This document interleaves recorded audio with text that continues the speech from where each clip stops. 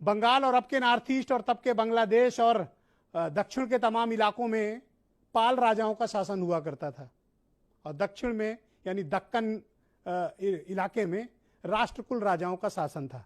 यह कुल 3 राजाओं का शासन भारत की इस भूमि पर एक बड़े हिस्से पर हुआ करता था। तब बाउंड्री नहीं बनी थी, लेकिन इनका त्रिकोण था कन्नौज।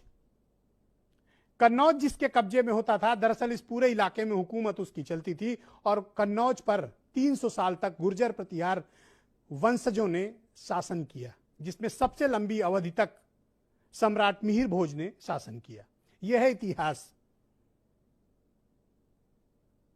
अब इस इतिहास को कौन बदलना चाहता है, किस मकसद से बदलना चाहता है, और जब स्पष्ट रूप से सभी इतिहास में, सभी ऐतिहासिक दस्तावेजों में गुर्जर प्रतिहार वंश लिखा गया है, तो फिर अचानक से इस तरह का विवाद खड़ा करने की कोशिश क्या राजनीतिक मकसद से हो रही है, या सम्राट मिहिर भोज की आत्मा को आकर अब गवाही देनी पड़ेगी उत्तर प्रदेश में किसी थाने में कि वो किस जाति के थे।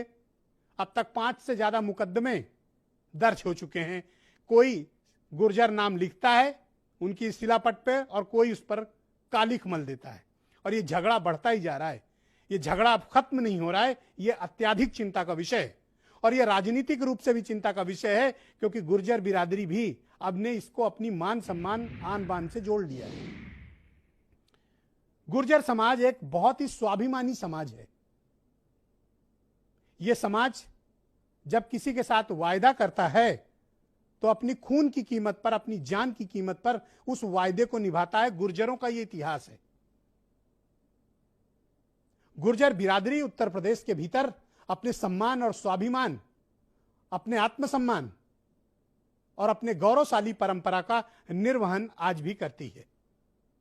यह उनका इतिहास है, और बड़ा ही समृद्ध, बहुत ही शक्तिशाली इतिहास है इनका। लेकिन अब यह इतिहास के साथ जब छेड़छाड़ हो रही है,